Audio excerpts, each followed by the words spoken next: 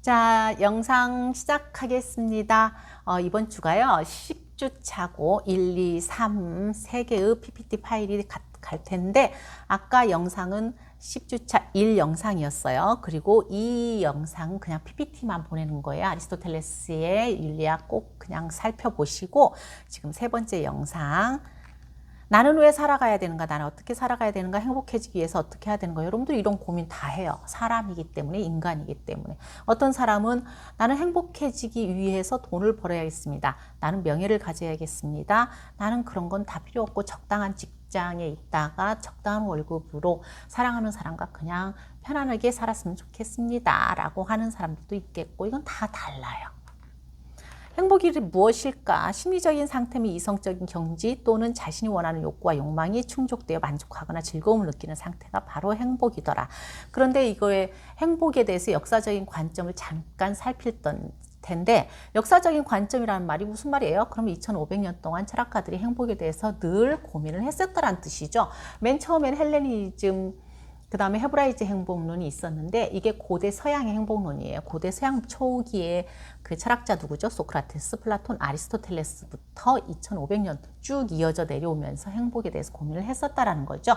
헬레니즘 행복론은 말 그대로 이성적 사유와 성찰을 통해서 행복에 이르는 거예요. 아무튼 고대 서양은 이성. 헤브라이즈 행복론은 기독교의 종교적 전통에 근거한 행복론으로서 행복을 신과 관계 속에서 파악하는 거예요. 헬레니즘 행복론의 첫 번째 학자 소크라테스, 이성적 능력을 통한 행복 추구. 플라톤도 마찬가지예요. 이성적 능력을 통한 행복 추구인데, 재물은 조금 부족했으면 좋겠다. 인물은 좀 부족했으면 좋겠다. 남과 경쟁을 할 때 2번은 져주고 1번 정도만 이기면 좋겠다. 자신이 자만하고 있는 것에서 사람들이 절반 정도밖에 알아주지 않는 명예를 가졌으면 좋겠다. 자기의 연설을 듣고서 청중의 절반은 손뼉을 치지 않는 말솜씨가 있었으면 좋겠다라는 플라톤의 행복론이 있는데, 이게 참 사람들한테 다가가기 힘든 것 같아요. 왜? 인물은 좀 부족하게 생긴 것 같은 인물이 행복하다. 뭘 그래? 길 가다가도 이쁘면은 그 방송계에서 나와서 바로 캐스팅하지, 적당하게 이쁜 사람 캐스팅을 안 하잖아. 돈은 끊임없이 더 가지고 싶겠고, 자기의 연설을 듣고서 청중의 절반은 손뼉을 치지 않는 말솜씨가 있었으면 좋겠다? 아니잖아. 그 강의 준비 열심히 해가지고 강의를 싹 하고 났는데 70명 중에서 20명만 박수치고 50명은 얼른 가방 싸가지고 나가려고 미리 가방 다 쌓아놓고 폴딱 일어나 버리면 앞에서 강의한 사람이 뭐 행복하다고 느낄까? 그렇진 않잖아.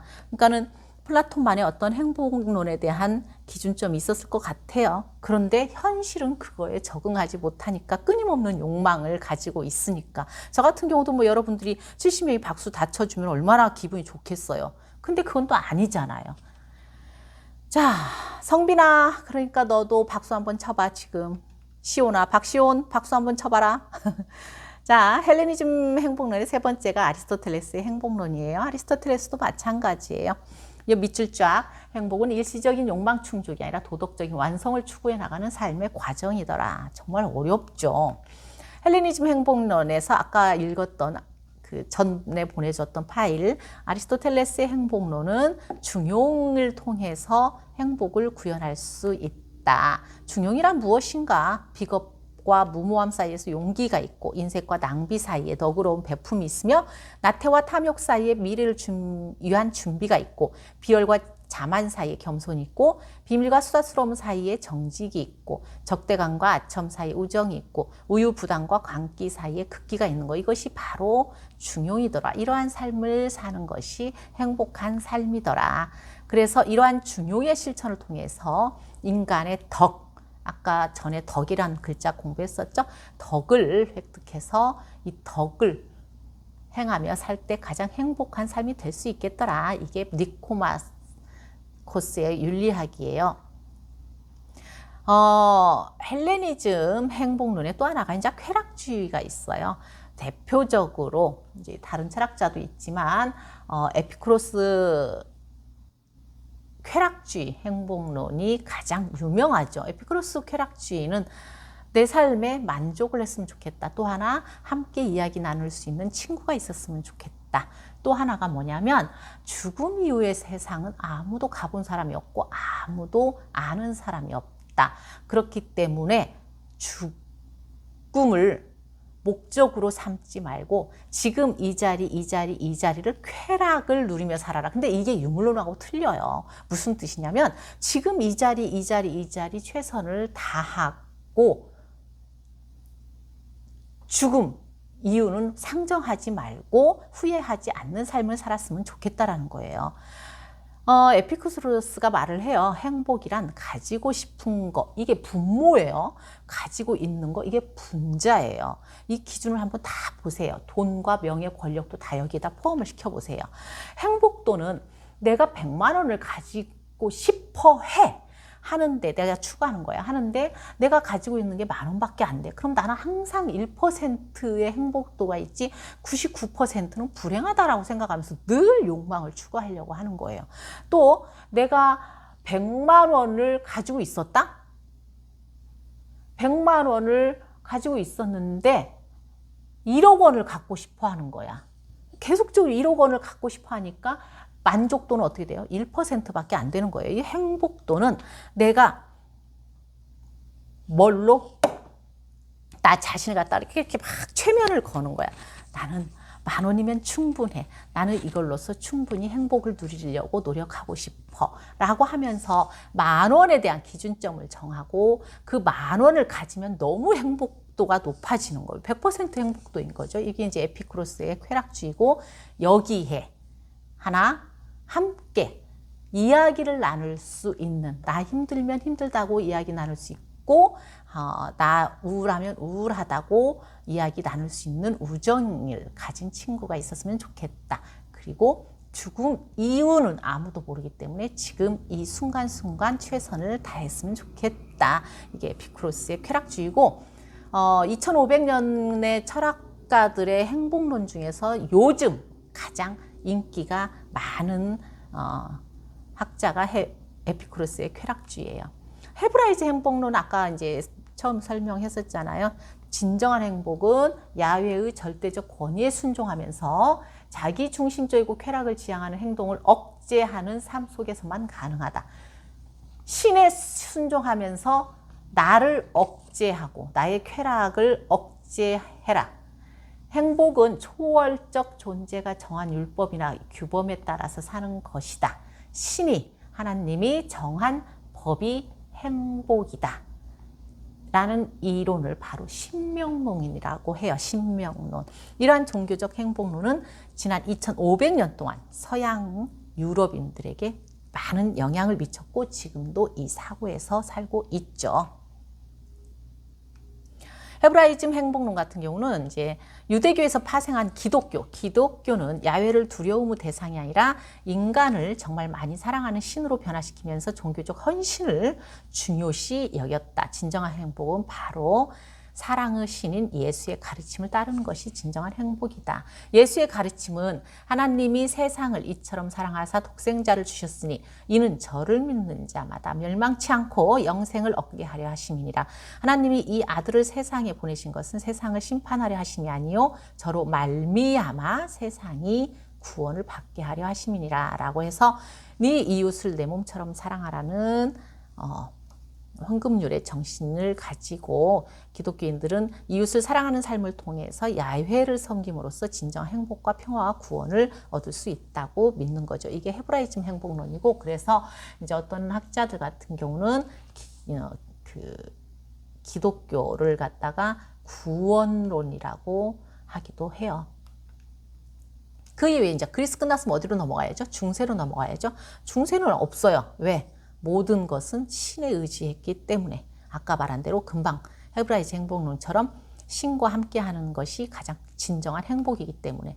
근데가 이제 그러지 말고 다시 이성에 대해서 관심을 좀 갖자. 인간은 신의 조명이 없이도 자신의 이성을 통해서 스스로 옳고 그름과 궁극적인 가치를 판단할 수 있게 되는 거다. 진정한 자유가 무엇인가, 평등이 무엇인가, 그때부터 고민하기 시작했다고 말씀드렸죠. 서양 철학할 때. 근대는 그러면서 그때 나온 행복론이 뭐였냐면 최대 다수의 최대 행복이었다. 공리주의죠. 벤담과 밀의 공리주의인데 이것도 참 문제가 많아요. 왜냐하면 누군가의 희생이 없으면은, 그러니까는 5명의 희생으로 100명의 행복을 원하는 거거든요. 그럼 5명의 희생은 분명히 불행이거든요. 그래서 행과 불행을 함께 할 수밖에 없는 거예요.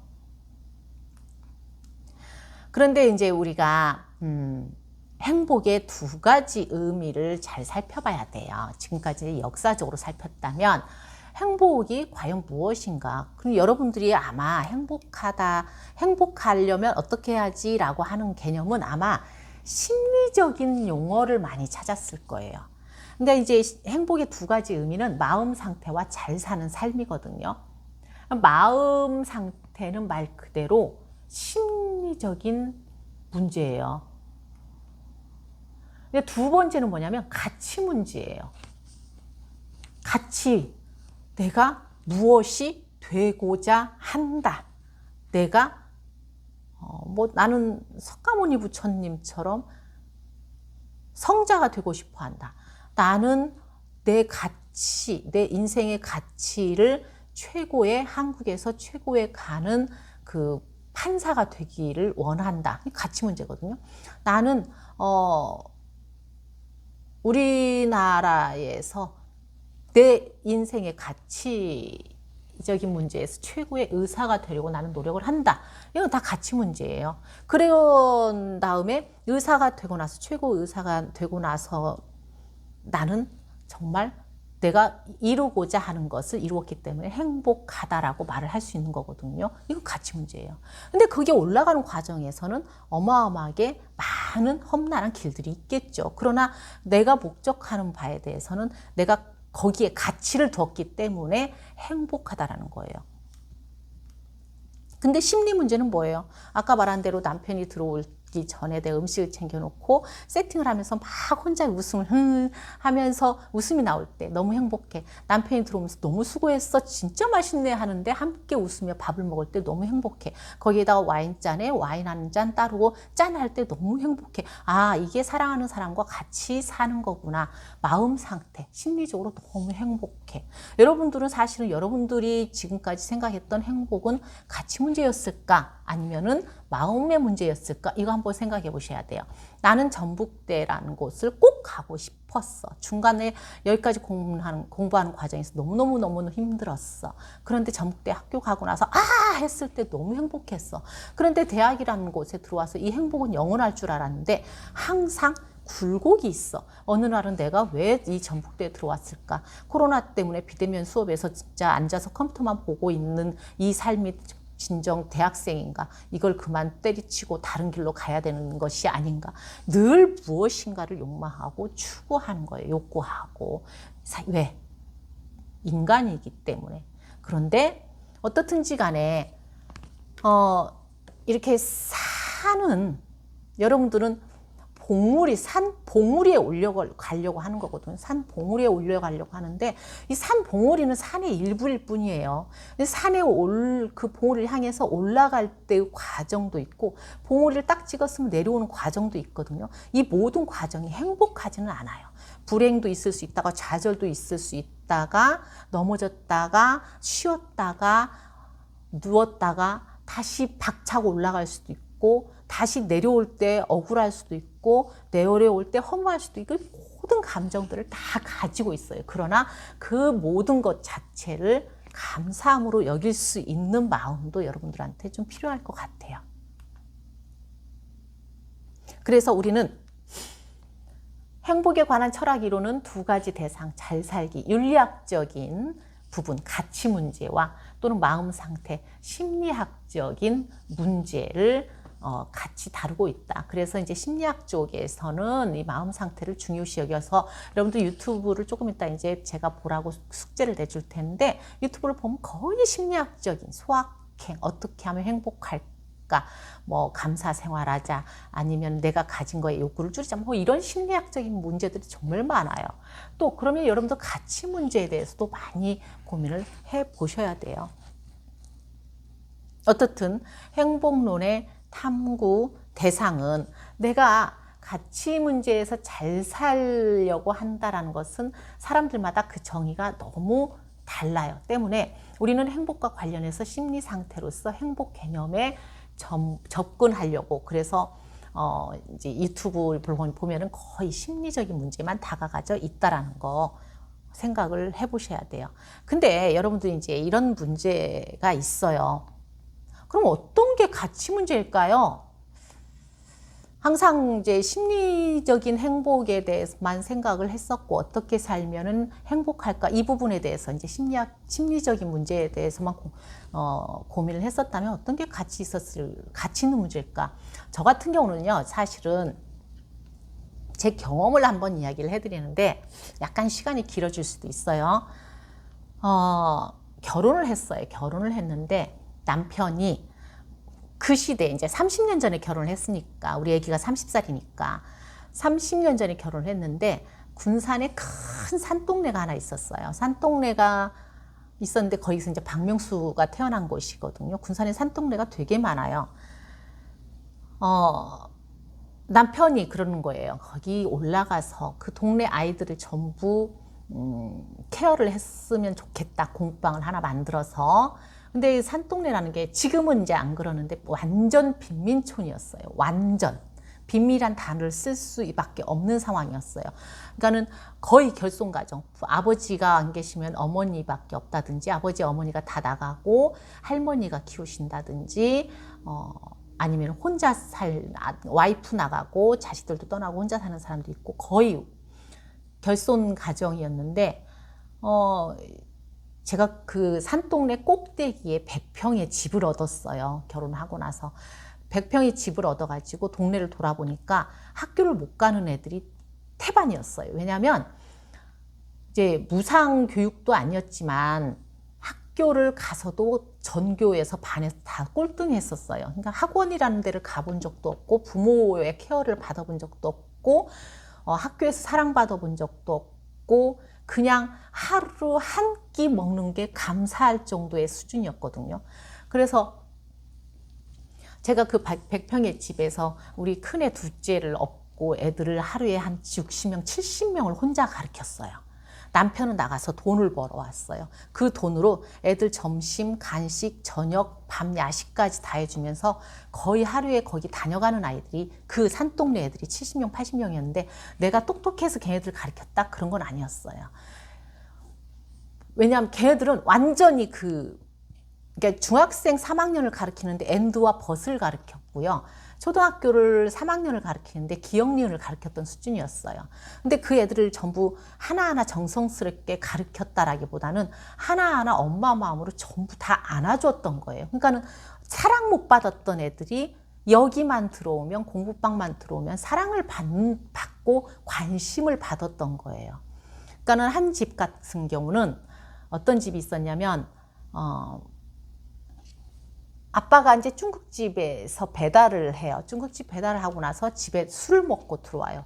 술을 먹고 들어오면, 아들하고 딸 하나가 이제 3학년, 1학년이 있었는데, 3학년, 1학년을 두드려 패요.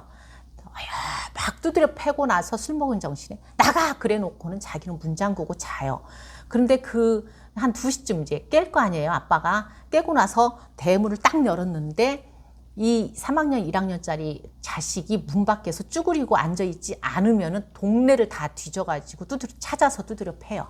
그러니까 저는 걔네들 재워주고 싶어도 못 재워줘요. 걔네들이 그 다음날 너무 또 두드려 맞으니까. 그런 경우도 있고, 어떤 사람은 혼자 사는 사람이, 거지였어요. 거지인데, 거지가 창피한 줄 안다? 갖고 그 동네에서 거지 노릇을 안 해. 갖고는 다른 데를 버스 타고 가. 다른 동네로. 버스를 타고 가가지고 하루 내내 서가지고 거지 노릇을 해. 갖고 손에 쥐어진 게 많잖아. 그러면 그걸 가지고 다시 들어오면서 술을 사와. 그럼 술을 먹고 또 자. 그 다음날 아침에 출근을 해. 거지 노릇을 하려고.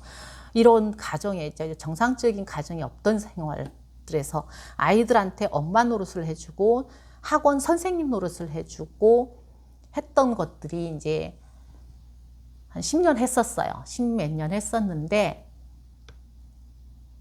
그때 저는 정말 가난했어요. 돈으로 어떠한 행복을 추구할 수 있는 입장은 아니었어요. 왜냐하면 모든 남편이 혼자 벌어서 거기다 다 쏟아 부었기 때문에. 그런데 가치 면에서는 저는 상당히 행복했어요. 누군가에게 선한 영향력을 줄 수 있는 내가 자격이 됐다? 자격 문제가 아니었어요. 남편이나 제가 하고 싶어 하는 일들을 해서 우리는 가치 면에서는 참 그래 행복하다, 참 소중한 시간이다 라는 생각을 하고 살았거든요. 이런 거예요. 쉽지는 않죠. 쉽게 다가갈 수 있는 부분도 아니고. 그러나 또 이제 지금 같은 경우는 그 일을 안 하지만 나는 이제 그때 이제 텔레비전이나 막 라디오나 방송, 신문이나 많이 나왔다. 칭찬합시다. 뭐 그런 걸로 방송도 많이 나오고 그랬는데 그런 부분이 아니라 지금도 그 영향을 받으면서 남에게 어떻게 하면 선한 영향력을 줄 것인가라는 고민을 상당히 많이 해요. 그러다 보니까 어떤 방법들을 찾냐면 내가 긍정적이어야 돼요. 내가 긍정적이어야 말 한마디가 상대에게 긍정적으로 나가고요. 긍정적으로 받아들이고 그 사람도 나한테 부정적으로 못해요. 긍정적인 메시지가 갔으니까. 왜 이게 선한 가치고 선한 행위거든요. 난 또 하나 이제 제가 저를 또 이제 좋게 보는 게 뭐냐면 상당히 감사하는 마음, 감사 생활을 많이 해요. 뭐가 감사해? 왜냐면 나는 정말 그 시절에 돈도 없었고 너무 가난해서 너무 힘들었어요. 너무 가난하고 너무 힘들었는데도 나 가치 문제에서 애들한테 이렇게 선한 역할을 하지. 사실은 고통이었어요. 정말 큰 고통이었어요. 너무 가난해서. 근데 가치 문제 가지고만 행복하다? 그럴 수는 없어요. 그러니까 이 심리학적으로나 철학적으로 윤리학적으로 잘 봐야 되는 게 뭐냐면 두 가지가 같이 갖춰져야 돼요. 적당한 돈도 있어야 되고요. 그 돈에 빠져서 헤어나지 않으면 안 되니까 적당하게 내가 나를 유지시켜 줄 수 있는 돈도 있어야 되는 거고 돈도 벌어야 돼. 그다음에 적당하게 안주할 수 있는 집도 있어야 돼. 너무 그지같이 입어도 안 돼. 남이 나를 인정을 안 해. 적당한 돈으로 적당하게 옷도 입어줘야 돼. 그리고 나서도 가치 면에서 나 자신의 하고 싶은 일을 해내는 것도 상당히 중요해. 그러려면은 포인트는 뭐야? 나예요. 내가 변화해야 돼요. 타인이 변화해서 내가 변한다? 안 그래요. 내가 변화해서 타인이 변화돼야 되는 거예요. 이게 이제 가치 면에서 여러분들은 함께 고민을 해야 될 부분들이에요. 다양한 행복론이 있어요. 쾌락, 유쾌한 경험이 행복이다. 삶의 만족이론. 그냥 우리가 내 삶에 만족하면은 행복이다. 아니야. 정서적으로 그냥 내가 편안하면은 행복이다. 이러한 이론들은 각자 나눠져 있는데 요즘은 혼합 이론을 써요. 이거 세 가지가 다 갖춰져 있었으면 좋겠다. 라는 것이 행복 이론이에요. 그런데 이제 근자에 미국의 한 교수가 75년간 724명의 사람을 태어날 때부터 죽을 때까지 추적해서 관찰했대요. 그랬더니 그 결과가 인간이 행복을 느끼는 가장 큰 요인은 무엇인가 라고 했더니 관계들이에요. 사람과의 관계 속에서 행복감을 누린다라는 거예요. 아무리 돈이 많고 학벌이 좋아도 행복을 더 느끼는 것이 아니더라. 돈독한 관계 속에서 자신의 얘기를 들어주거나 함께 시간을 보낼 수 있는 사람이 있을 때 행복감을 더 느끼더라. 이게 이루어지지 않고 자기 혼자 자기를 가둬놓고 우울감에 빠지면 나중에 극단적인 선택을 할 때는 뭐예요? 자살이라든지 죽음을 선택을 하는 거잖아요. 무인도에서 혼자 살 수는 없는 거거든요. 저 외국 사람들 저기 이제 그 인도나 유럽이나 이제 북아메리카나 미국 뭐 그쪽에서 이렇게 우리 중국 쪽에서나 우리나라에 와서 뉴스를 딱 듣면 놀래는 게 있대요. 혹시 알아요? 김민서 혹시 무슨 말을 놀랄 것 같냐? 우리나라 저녁에 뉴스 일기예보를 보면 놀랜대. 민서야 혹시 답 한번 해봐. 뭐라고 할 것 같아? 대한민국 한국은 이상하다. 송윤진 뭐라고 놀랄 것 같아? 뭐냐면 일기예보 하는 이 기상캐스터가 내일은 전국적으로 비가 오겠습니다. 내일은 전국적으로 눈이 내리겠습니다. 그런데요. 전국적으로라는 단어를 이해를 못한대요. 왜냐하면 인도나 뭐 아메리카나 유럽은 이쪽에서 비 오고 이쪽에서 날씨 맑을 수 있고 너무 넓으니까. 근데 우리는 요만하잖아. 요만한 데서 전국적으로 비가 싹 온다라는 것 자체를 이해를 못한대요. 우리나라가 관계성을 너무 중시하는 사회라 그래요. 여러분들 그 빙산 저번에 한번 고민을 제가 보여드렸었잖아요. 여러분들 안에 무의식적으로 계속 담아져 있는 것이 있어요. 이러한 무의식적으로 담아져 있는 거, 이것을 선택하는 것도 사실은 여러분들의 몫이거든요. 불교에서 말해요. 아레아식이라고 모든 여러분들이 겪었던 경험 지식은 함장, 여러분들 마음속에 다 저장되고 보존된다라는 말을 해요. 이게 아레아식이에요. 맛있겠죠. 훈제 삼겹살. 여러분들은 그 무엇인가에 의해서 냄새가 계속 쐬어지고 있어요. 그런데 그 좋은 냄새를 계속 쐬어지면 여러분들도 좋은 사람이 되겠지만 나쁜 냄새가 계속 쐬어지면 여러분들은 나쁜 훈제가 되고 있는 거예요. 송윤진이는 어떤 훈제가 되어가고 있어? 나를 만났으니까 괜찮은 사람으로 훈제가 되어갈 것 같아. 욱진아 그러지 않냐? 오다원 삼겹살 먹고 싶지. IQ 플러스 성격이 여러분들의 기질을 만든대요. 그래서 여러분들이 결국은 함께 살아가는 세상에서 여러분들의 사회성을 발달을 시켜야 되는데 결국은 선택은 여러분들의 하는 거예요. 노자의 도덕경에 화는 복이 머무는 곳이고 복은 화가 엎드린 곳이다라고 해서 기륭하복은 마치 꼬아놓은 새끼줄처럼 번갈아서 찾아오기 때문에 눈앞에 복에 들뜨지 말고 또 불행에도 절망해서는 안 된다라는 말을 해요. 아까 전의 영상처럼 행과 불행은 함께 붙어 있는 거고 내가 행복할 때 불행을 볼 수 있는 거, 내가 은혜로울 때 해로움을 볼 수 있는 거, 내가 해로울 때 뒤에 숨어 있는 은혜를 볼 줄 아는 거, 내가 선이라고 생각할 때 누군가는 악이 될 수 있다라는 거, 이 중용적인 성격을 깨닫는 것이 여러분들의 몫인 것 같아요. 유선이 이게 혹시 내가 왜 음료수병을 내는 것 같아? 2%라는 음료수가 있어요. 그죠? 2% 부족할 때 우리 몸에 물이 70%가 있는데 목말라 갈증 난다라고 할 때 우리 몸의 수분 상태가 68%래요. 2%가 부족하면 갈증이 난대요. 저울에 행복을 달면 불행과 행복이 반반이지만 저울이 움직이지 않지만 불행 49, 행복 50이면 저울이 행복적으로 기울게 된다. 아까 읽어드렸잖아요.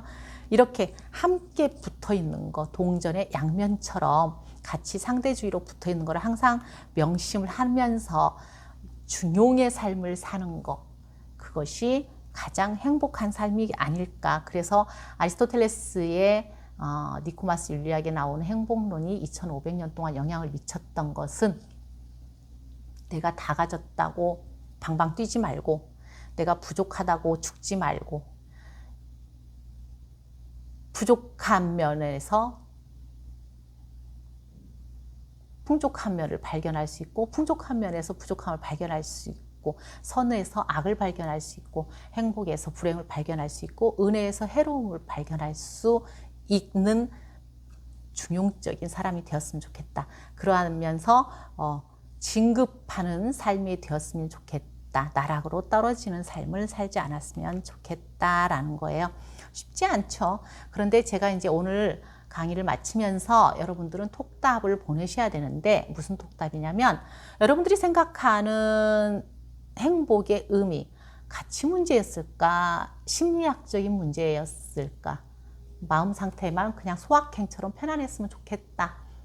아니면은 나는 조금 돈이 부족하고 내가 넉넉하게 옷을 입지 않아도 나는 가치로운 삶을 살려고 이러한 삶을 살고자 한다. 여러분들의 그 삶의 목적과 여러분들이 누리고자 하는 행복의 기준과, 그리고 또 하나 유튜브 동영상을 검색을 많이 해보세요. 김창종 선생님, 교수님 것도 괜찮고 많아요. 엄청 많아요.